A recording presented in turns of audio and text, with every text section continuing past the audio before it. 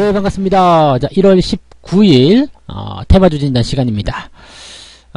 제 목소리가 이렇게 처음부터 나오면은 좀 안 좋아하시는 분이 계실지도 모르겠습니다만, 네, 우리 여성 진행자분이 지금 굉장히 좀 바쁘신 일이 또 생기셔가지고, 바쁜 분이에요. 그래서, 네, 이번 주에 시간이 안 되셔서 제가 오늘은 좀 혼자 또 진행하게 됐습니다.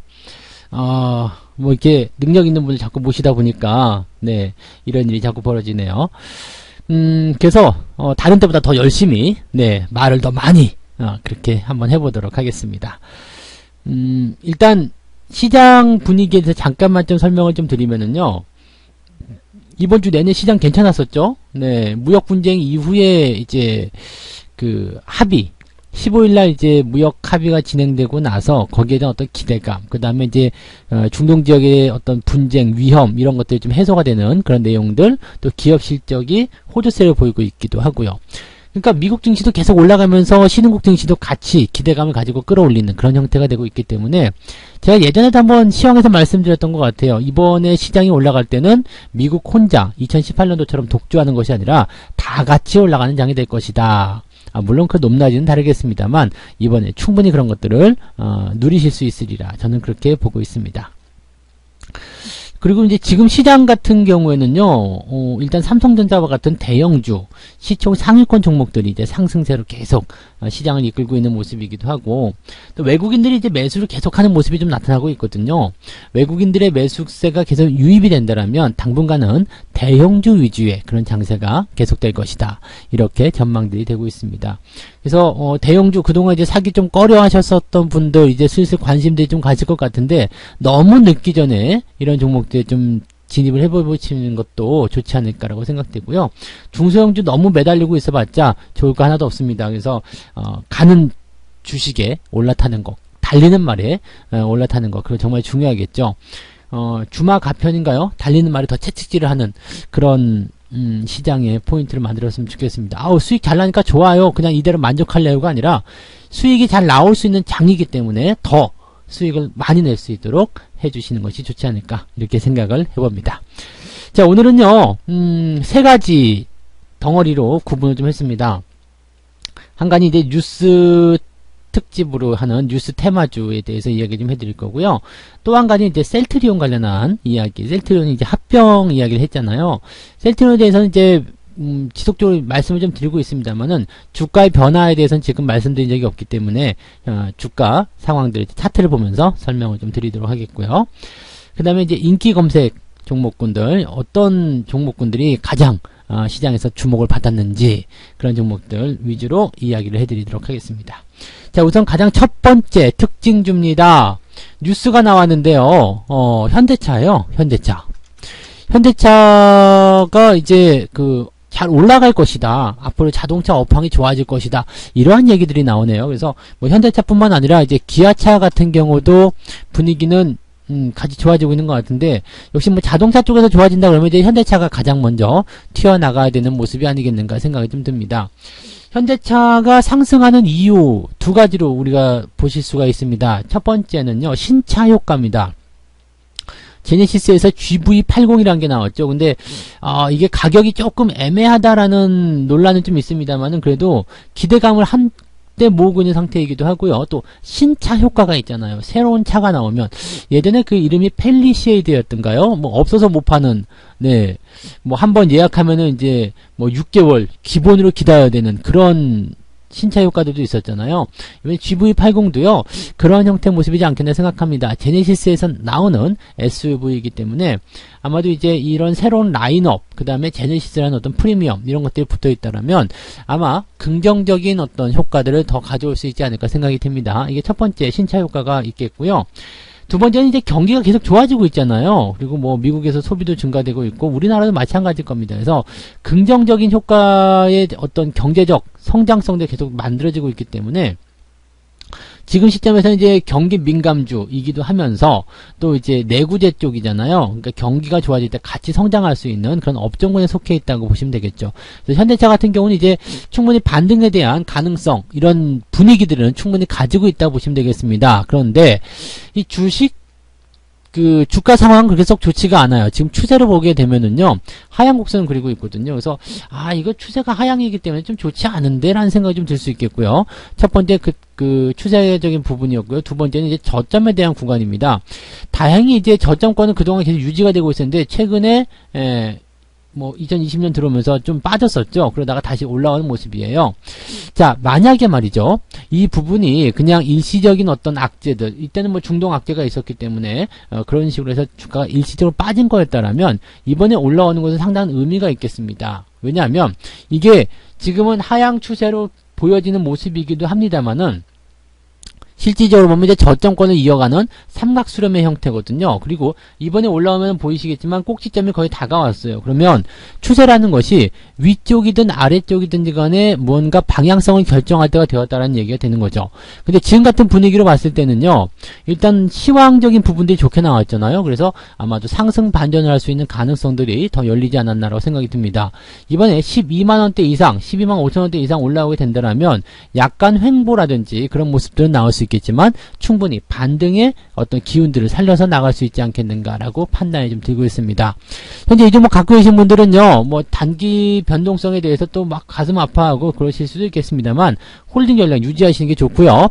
이 저점권이 중요한 이유는요, 지금 12만원 정도 조금 아래쪽에서 형성되는 모습이긴 한데요. 요 구간대, 지금 현재 그 주가대, 요 구간대의 지지가 굉장히 중요한 이유는 뭐냐면 그동안 하락세를 계속 보였었던 이 시장에서의 완벽한 바닥 형태의 모습을 만들어낸 자리가 바로 이 자리이기 때문입니다. 그래서 바닥을 한번 만들어내고 나면 그 다음에 오르락 내리락 모습이 나타나는 거거든요. 그러니까 지금 이러한 형태의 모습들은 단기적 변동성이다 정도로만 생각하시는 게 어울릴 것 같다 보여집니다.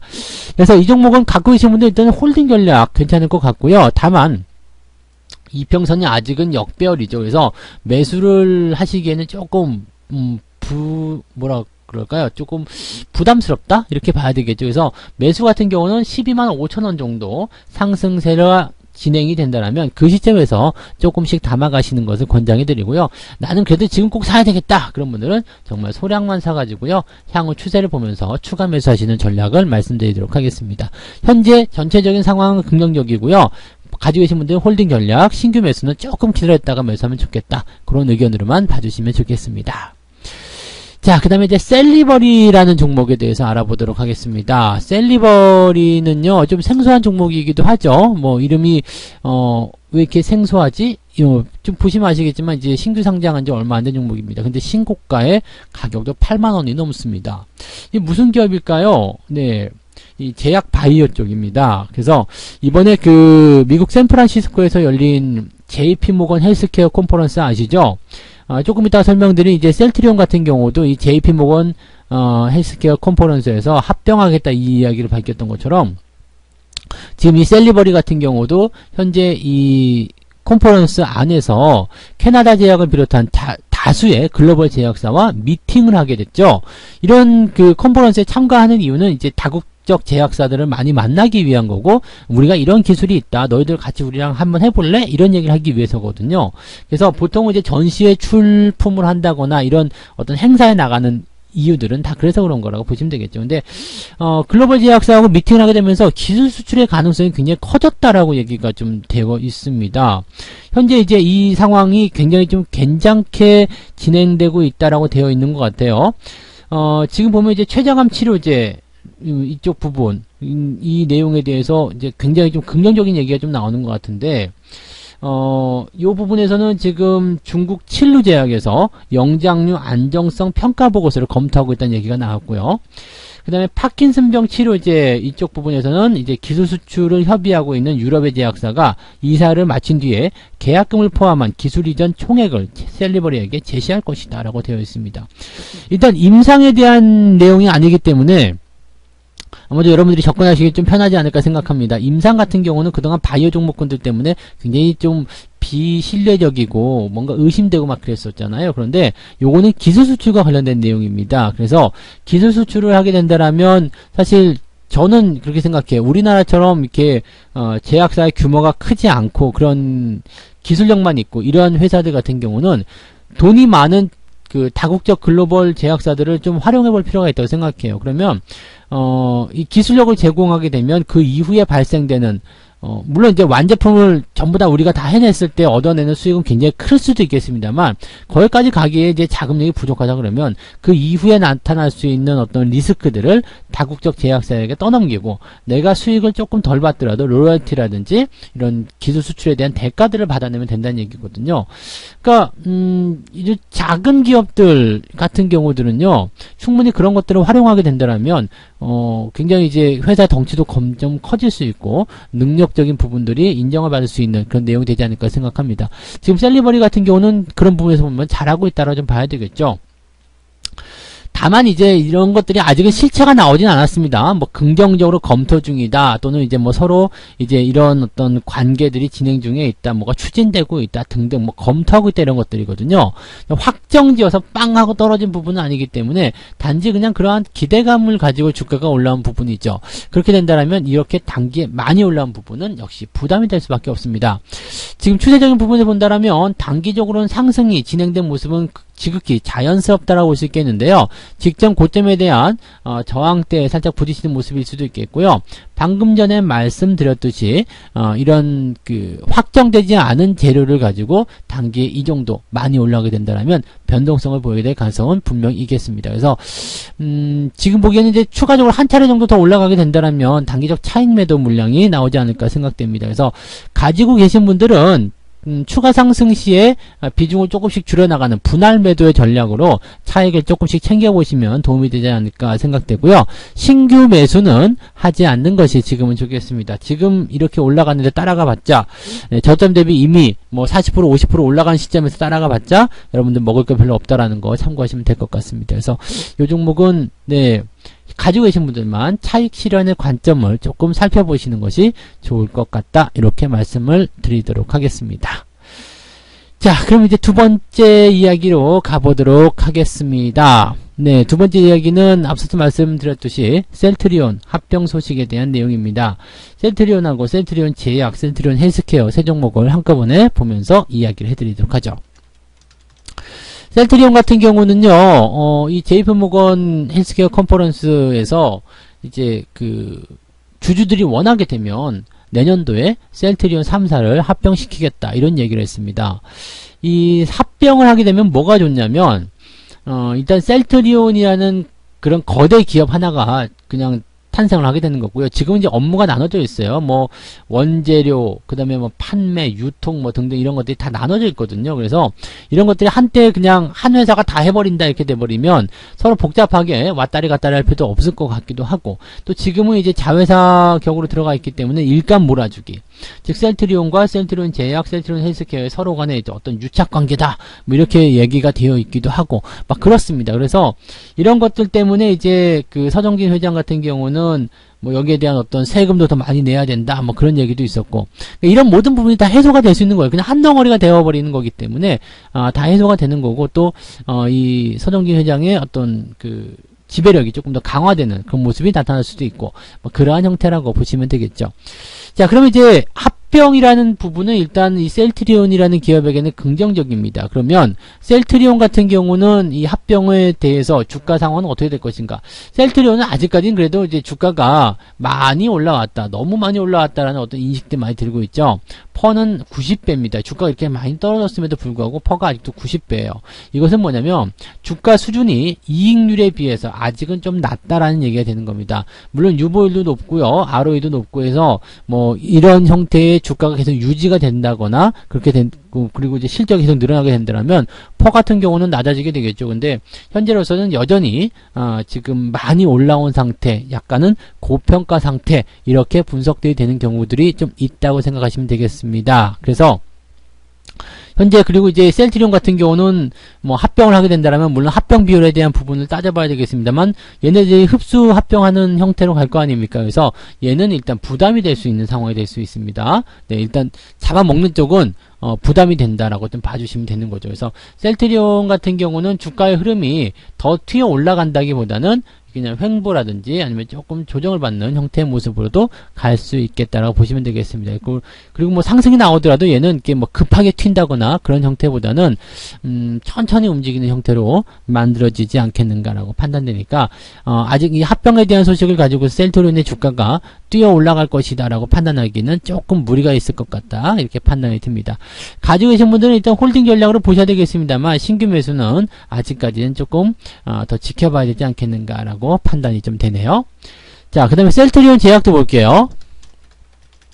이 제약이라든지 이제 헬스케어 이쪽으로 가게 되면 이제 주가의 상승폭이 조금씩 커집니다. 왜냐하면 이 종목군들도 물론 많이 올라오긴 했습니다만은 셀트리온보다도 뭐 더 강하게 나온 모습은 아니었을 테고요. 이것도 지금 보시면 퍼가 1726배입니다. 수익이 나오긴 나오는데 너무 이제 과도하다라는 얘기가 되는 거죠.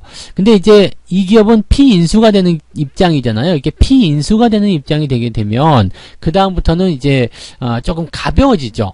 그 다음에 그 현재 상황이 어찌됐든지 간에 그 팔려가는 입장이기 때문에 지금 뭐 재무구조가 어쨌든 아니면 뭐가 부담이 되든 별로 문제가 되지 않습니다. 그래서 또 가벼운 종목이기도 했고요. 그래서 이 종목은 이제 셀트리온보다 주가의 상승폭이 조금 더 컸었다라고 보시면 될 것 같고요.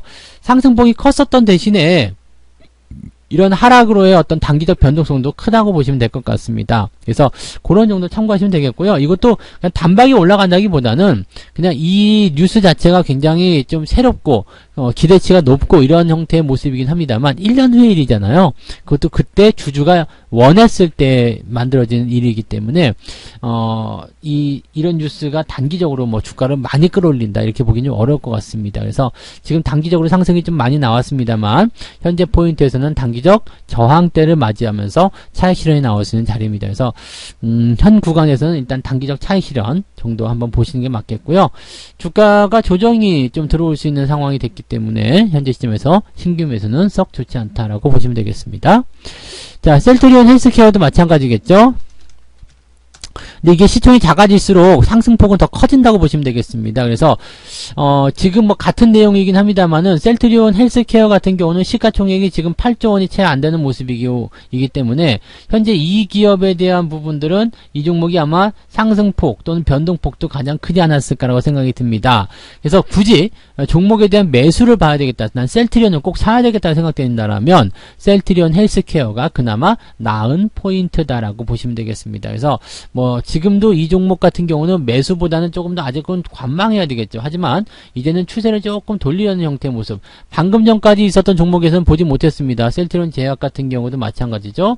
아직까지도 이제 추세를 다 돌렸다라고 볼 수가 없는 위치. 셀트리온은 뭐 당연한 얘기겠고요. 네, 보시면 네, 마찬가지죠. 근데 셀트리온 제약 같은 헬스케어 같은 경우는 이게 제일 작은 형태의 종목이기 때문에 지금 현재는 추세가 잘 돌아서서 새로운 추세를 형성할 수 있는 그런 단계까지도 가고 있는 모습입니다. 뭐 아직까지는 추세가 형성되었다고 보기는 어렵습니다. 그래서 지금은 이제 요 구간대가 이제 고점 라인 때 저항이 되는 건데요. 이렇게 되면 이제 이런 쐐기 형태의 모습이 나타나게 되고요. 꼭지점이 나올 때 반등이 되겠죠.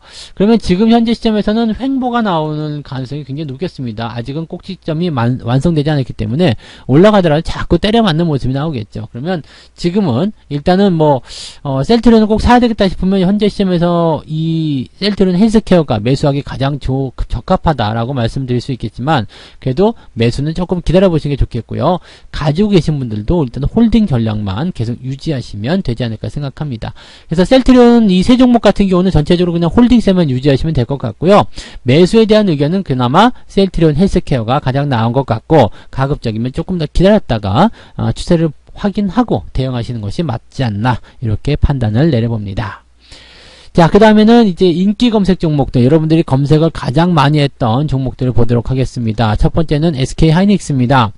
뭐 하이닉스 이제 또 뭐 삼성전자하고 같이 네, 걱정스럽다, 뭐 어떻게 해야 되냐, 뭐 기대감 반, 걱정 반 이런 게 많이 있을 텐데요. 삼성전자하고 하이닉스 딱 보게 되면은 느낌이 좀 다른 게 삼성전자는 굉장히 강한데 하이닉스는 약간 주춤하는 것 같다는 느낌이 있죠. 이게 왜 그러냐면요. 삼성전자는 반도체도 좋지만 다른 것들, 모바일이라든지 이런 쪽에서도 굉장히 좋은 성과를 보여주고 있기 때문입니다. 근데 지금 SK 하이닉스 같은 경우는 이제 반도체 쪽에 이제 목을 매다는 그런 형태이기 때문에 그 업황 하나만 가지고 보기에는 물론 좋다라고 볼 수 있겠습니다만, 예전처럼 이제 슈퍼사이클, 이러한 그 2016년부터 2017년까지 흘러가는 이런 슈퍼사이클의 형태가 모습이 아니라면 지금은 반도체 하나만 가지고 보기엔 조금 삼성전자보다는 밀릴 수 있겠죠. 하지만 이제 반도체의 업황이 긍정적으로 전환되고 있고 계속적으로 좋은 분위기를 만들 것이다, 이러한 분위기가 지배적이기 때문에 만약에 조정이 들어온더라도 아래쪽에서 매수하게 된다면 좋은 그런 매수 전략이 되지 않겠나라고 생각됩니다. 지금은요, 이격이 이제 여기가 좀 벌어졌죠. 21선과 61선이. 그래서 지금 5일선, 21선은 가깝게 들어가 있고요. 61선과 이격이 벌어졌기 때문에 아마 횡보보다는 살짝 들어오는 조정이 만들어질 수도 있겠습니다. 그래서 들어오게 된다면 뭐 95,000원 또는 그 아래쪽에 매수가 들어가시면 좋지 않을까 생각되고요.